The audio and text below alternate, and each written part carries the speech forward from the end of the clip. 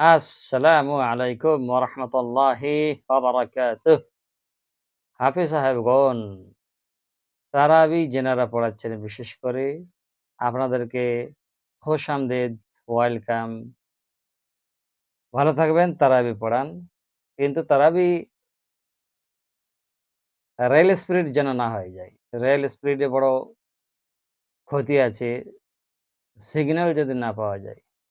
তো সেজন্য তারাবি আল্লাহর জন্য পড়ান।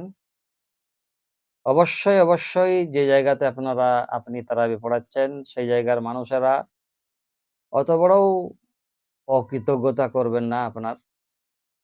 আর অত বড়ও তারা মূর্খ নয় যে তারা আপনাকে গাড়ি ভাড়া দিয়ে পাঠিয়ে দেবে, এরকমও না।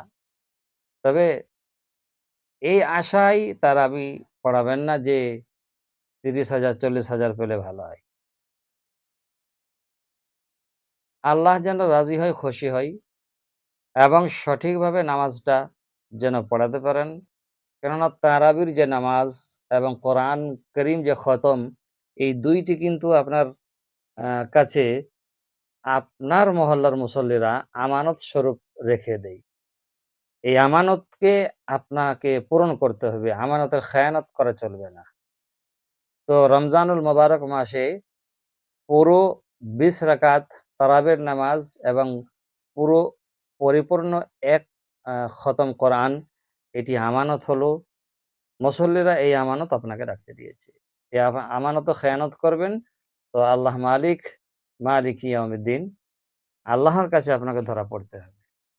তাই কোন রকম লোভ লালসা ছাড়াই আল্লাহকে রাজি করার জন্য, আল্লাহকে খুশি করার জন্য এবং নিজের আমালের